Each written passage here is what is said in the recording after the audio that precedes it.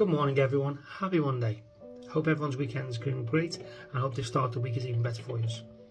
I'd just like to touch on a subject with regards to, people are in our lives and also could be yourself with these rare conditions, but obviously this is more focused towards people with homocystinuria due to my son having homocystinuria. But it also matters for other people, people who are non-verbal, children who are non-verbal, stuff like this, and how it affects them. So yeah, blood tests. My son, every couple of months he has to go to the hospital and have a blood test done. And they send away to the laboratory and they check it for levels of his metabolic levels, and they can offer to adjust his diet, like his protein intake, accordingly to what the levels are, which is great. That obviously that has to happen, but it's the impact of the actual blood test. So my son, although he does talk, he can't have a conversation with him.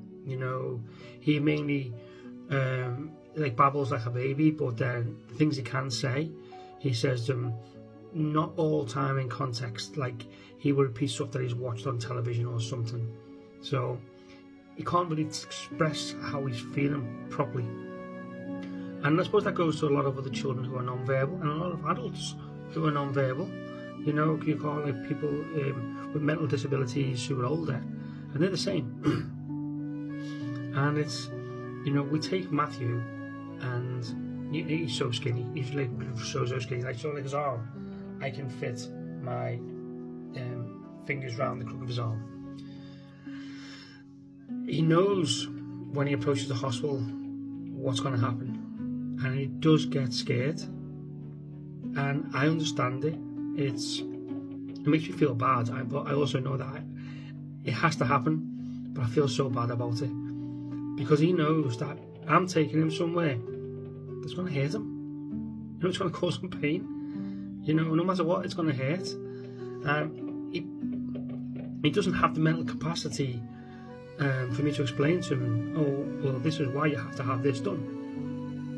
We try and think of ways to try and explain in a way he can understand, but it still doesn't, because, no matter what you say to him, all he knows is I'm taking him somewhere that's going to hurt him.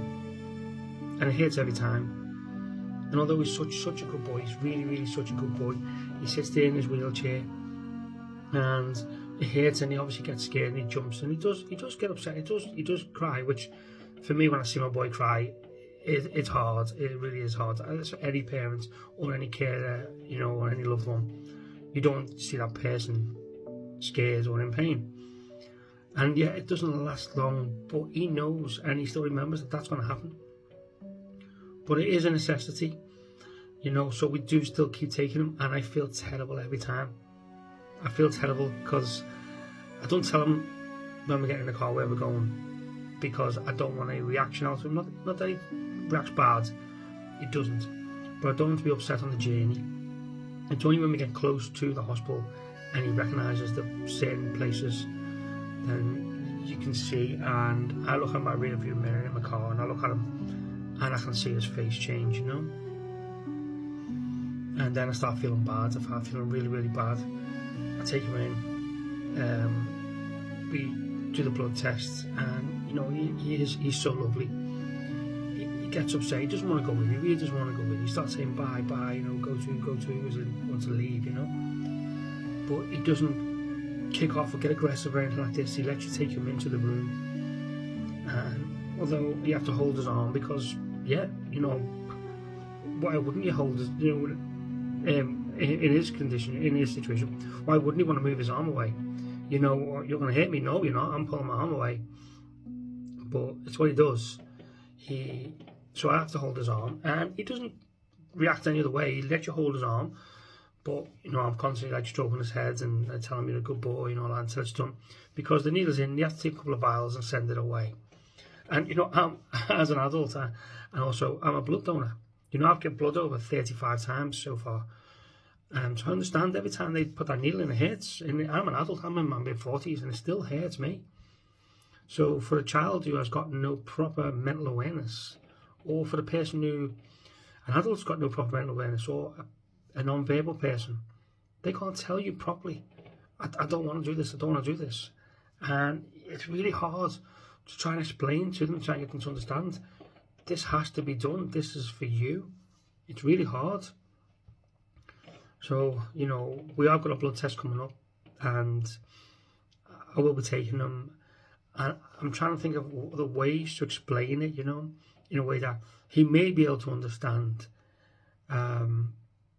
why this is happening, and, you know, how sorry I am that I'm having to do this to him, because I do feel sorry every time. I feel terrible.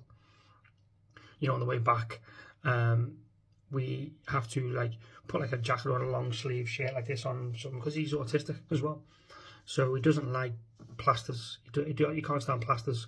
So as soon as that needle comes out and the doctor puts a plaster on his arm, or the nurse, we have to put his jacket on or pull his sleeve down or something, because he will start and he will get that plaster off straight away, because he won't have it on. You know, so on the way back we have to keep an eye on him and watch him, because he's trying to pick at it through his jacket and stuff, you know. But I'd say I still feel bad on the way back. I still feel terrible. And I don't know. It's just something that even an adult who suffers with these things, like especially homocystinuria, you will know when you go for your blood tests. It's not nice. It's not nice. So I just thought I'd do a little video. I might be rambling a bit in this video, I don't know, but it's because I know in the back of my mind Matthew's got his blood test coming up, and I know how I'm going to feel about it. I'm starting to feel about it already. I feel, oh no, poor little boy. So I'm going to try something different. See if the way that I'm going to explain it to him maybe eases him or something, maybe. And if it does, I'll let you know. Hopefully it does, because hopefully that way it can help other parents or carers or people with loved ones that have got these conditions and need to have their blood tests and are not able to explain to you, I don't want this done, I don't want this done, you know. So yeah. Anyway, yeah, I just thought that's also to come on, and even though I was, you know, ramble off a bit, I'm Scouse, you know, it's what we do. People from Liverpool, we tend to just ramble on, you know. But the point is, people with certain conditions have to have blood tests done, and blood tests, needles hurt. They hurt it no matter how old you are, they hurt.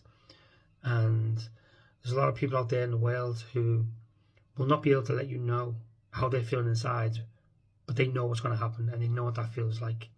So just a bit of thought for them, maybe. And, you know, people who are new to this, who have got maybe the first ever blood test coming up, maybe this might help you in a way. Maybe you might look at this and go, oh, yeah, is that... I'm not trying to scare you. I'm not trying to scare you or worry you. Even though you will get worried, you will get scared. I'm just trying to let you know the actual truth, the impact of what it is. You know, that's all. That person will be worried. That person will be in pain. You know, that person will be, I don't know, you know, maybe annoyed with you afterwards, I don't know. And then from then on, every time you go, they will know what's going to happen. And, you know, they may, you know, react differently each time. So I'm just, it's like a pre-warning in a way for people, you know, letting you know that this could be a possibility. Yeah. Okay, ramble on, finished. Anyway, hope everyone has a great rest of the day, and I'll see you in the next video. Thanks for watching, everyone.